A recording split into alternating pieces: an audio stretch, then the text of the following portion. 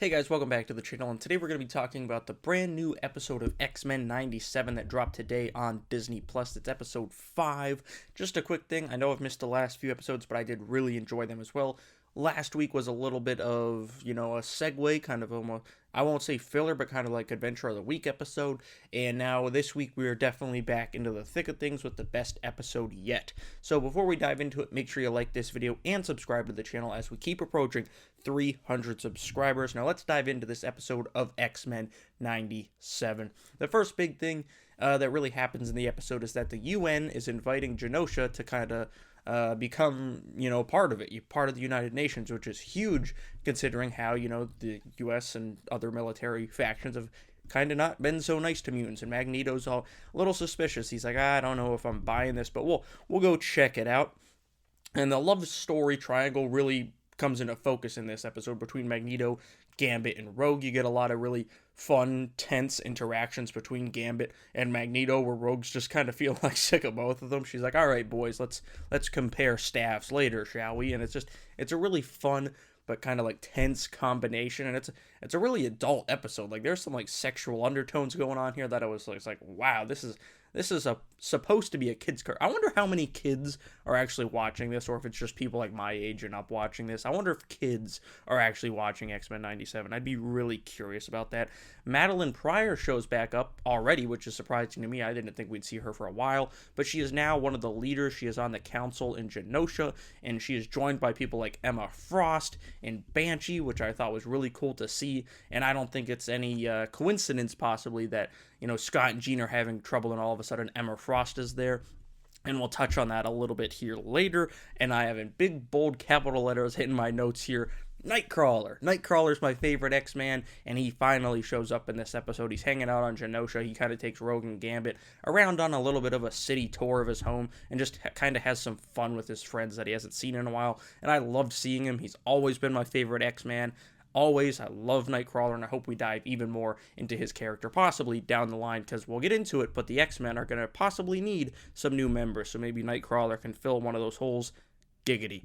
There's lots of cameos throughout this episode while we're on Genosha. You see Leech, you see Pixie, you see, as I said, Banshee, you get Emma Frost in there. You get to see a lot of, more side character mutants that we haven't seen so far in X-Men 97, so it was cool to see. And there's a couple others that I'm leaving out as well, but Dazzler, we could see a quick thing of Dazzler. So it was cool to see all these different mutants that probably won't get spotlight on the show, but to be like, hey, they're existing. And I think we saw Angel at one point. I don't know if it was actually Angel, but we did see a character that looked very much like Warren Worthington III.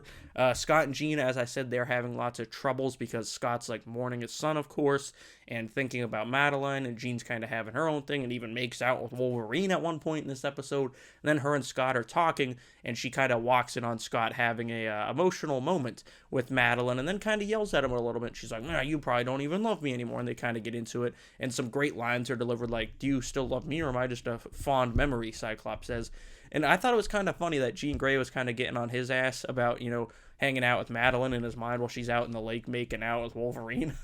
It was like, come on. But that's the relationship, And it was very interesting to see. Also, Jean Grey was referred to as Marvel Girl in this episode, which I thought that was cool, because I don't think she gets called that very often anymore, so I thought that was kind of cool to see. And as I said, I don't think it's a coincidence that these two are having problems, and all of a sudden Emma Frost is in an episode, so we'll have to see where that goes. The next thing I have is that the Council of Genosha, as I said, Emma Frost, Banshee, Madeline, they want Magneto to lead Genosha and be like, the sovereign to the nations of United Nations, and Magneto's like, all right, I'll do it.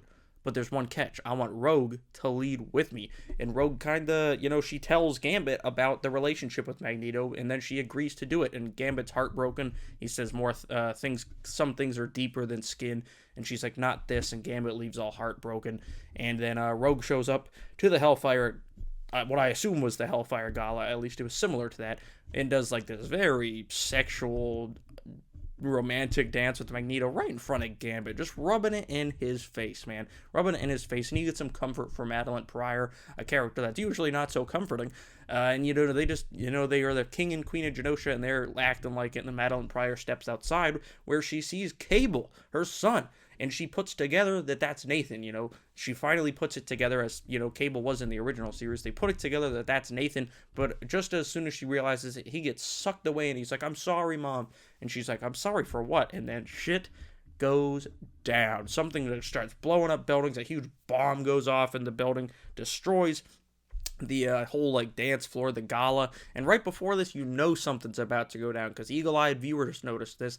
The Watcher shows up in the sky, and it's like, uh-oh, if the Watcher's here, something bad is about to go down, or at least something very important in the cosmos is about to go down. And it does. Mutants get murdered. It goes epic. Magneto, Rogue, and Gambit are trying to help as many as they can. Nightcrawler's helping out. Banshee's trying to help out. Banshee gets cooked. We see him get vaporized, more or less. And there's some other big important mutants that get killed in this episode that aren't main X-Men. And it just gets crazy. This huge three-headed Sentinel's just killing people. I think it's the Mega Mold. I could be wrong, but I believe that's kind of what the Mega Mold looked like back in the comic books. And I mean, it wipes out a lot of Genoshans. Nightcrawler's not quite dead, but he gets hit pretty hard. He's still breathing. And then, the final stand comes down to kind of Magneto, Rogue, and Gambit taking this thing on. Magneto's trying to avenge all the dead. And, well, he gets killed, possibly. He's protecting the kids like Leech, who's been told by him not to be afraid. And, he saves Rogue and Gambit, but in the end, it looks like Magneto's killed. But we don't see a body, and it's Magneto, so we'll see if he's actually dead. And, he gets cooked, him and Leech and all them guys. And then, of course, Rogue loses it. She goes flying at this thing. Gambit knocks her out of the way because he knows she's about to die. He goes to make this heroic move and save Genosha, and he gets stabbed right in that gut.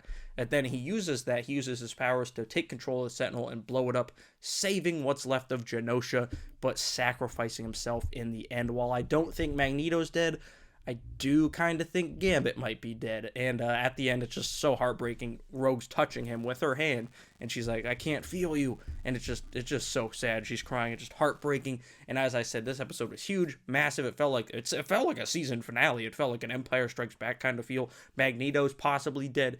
Gambit's pretty much dead, if not confirmed dead. Just multiple mutants dead, including Banshee. Just an epic, insane episode. You got stuff at the mansion evolving. You got stuff in Genosha just going down, and it just leaves you wondering, where the hell do we go from here? Because there's still, I think, 7 episodes left in this season. So where does the show go from here?